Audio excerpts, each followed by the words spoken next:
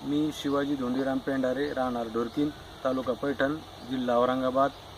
माझा mobile number 9850 91 28 71 हा आहे आणि मी दिनांक 12 नोव्हेंबर रोजी गहू पेरला आणि गव्हाची पेरणी करताना एक बॅग 20-20-013 हे खत दिलं आहे आणि त्याच्यानंतर मला हे लाटो कंपनीचे, सुमिटो कंपनीचे हे लाटो हे प्रॉडक्ट आहे आणि यांचे साहेब श्रीराम शेळके हे भेटले आणि त्यांनी मला या खताविषयी माहिती सांगितली की बा तुम्ही काका हे टाकून बघा म्हणे, रिझल्ट आला तर पुढं वापरा, नंतर नाही तर वापरू नका. आणि काय जास्त कॉस्ट बी नाही आहे, हिची किंमत 600च्या जवळपास आहे. तर त्यांनी मला हे रेफर केलं.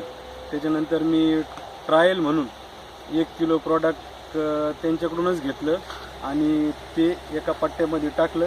ह्या 3 लाईनी जे याच्यामध्ये वापरलेलं आहे आणि इकडं हे जे दिसतंय तर याच्यामध्ये मी ते वापरलं नाही आणि याच्यावरती मी जवळपास 25-27 दिवसांनी तणनाशकचा स्प्रे घेतला आणि त्याच्यानंतर अजून त्याला युरियासुद्धा दिलेला नाही.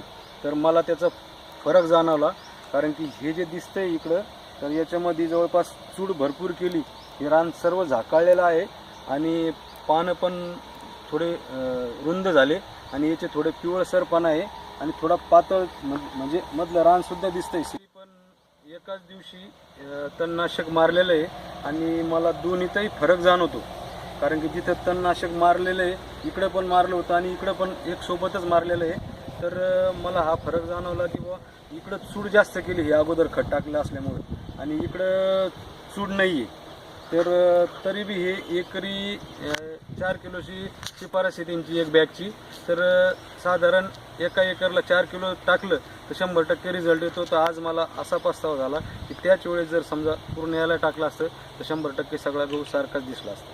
करतो मी की बाबा एका एकरला एक बॅग वापरून बघावं आणि त्याचा रिझल्ट 100% येणारच. ही तर मला अनुभव आहे, माझी खात्री आहे.